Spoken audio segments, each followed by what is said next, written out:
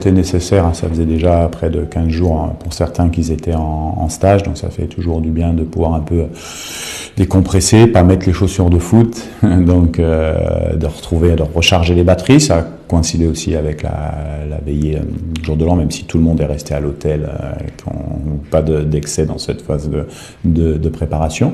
Mais et puis on va reprendre le terrain cet après-midi par un entraînement à 17h. Et justement pour cette journée de réveillon, est-ce que les joueurs ont été permis d'être avec leur famille?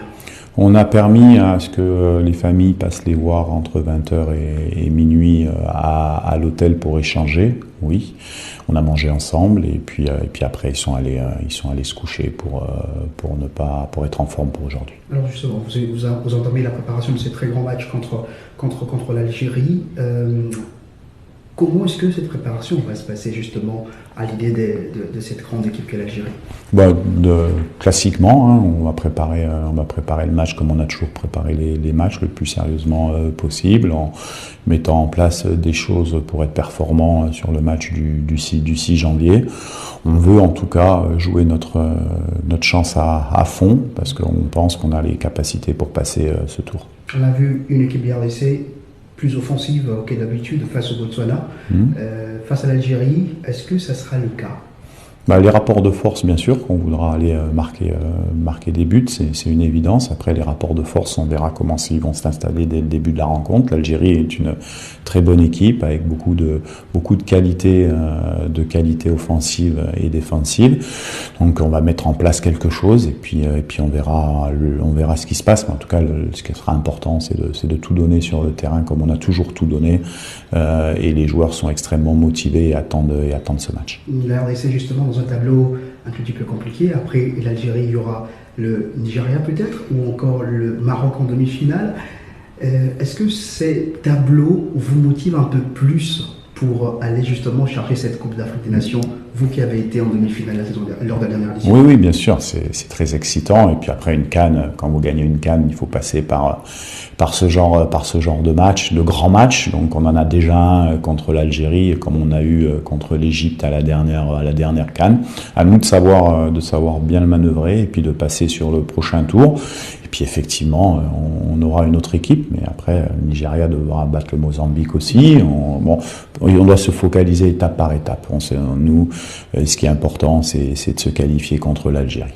Arthur Massakou, c'est quoi son évolution actuellement? Est-ce qu'il va répondre à l'entraînement Oui, il a déjà repris l'entraînement en gym. Il travaille en gym. Il va être sur le terrain en forme individuelle aujourd'hui.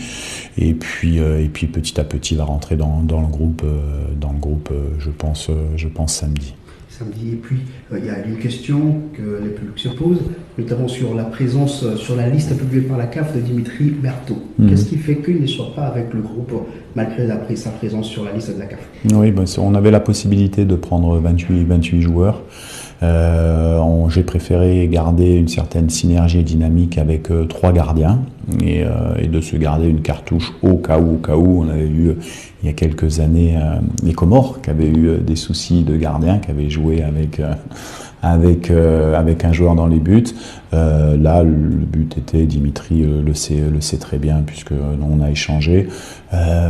S'il y a une grosse catastrophe, on pourra l'appeler. C'est-à-dire si on perd un gardien de but sur une suspension, sur une blessure, on a toujours ça. Donc c'était important de prévoir ce plan en sachant qu'à l'entraînement et dans le staff, j'ai préféré travailler à 3 gardiens plutôt qu'à 4 parce que le poste est toujours un peu particulier, le nombre de répétitions sur des frappes du gardien, de l'entraîneur des gardiens, enfin il y a différents paramètres qui font que j'ai souhaité avoir que 3 gardiens sur ce stage.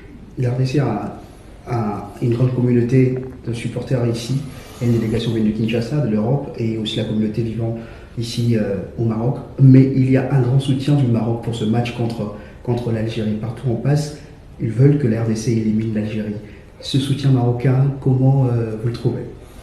Nous, on est focus sur le match, on est focus sur nos fans à nous, c'est ça qui nous importe le plus. Après, plus il y a de gens qui nous supportent, plus on est content.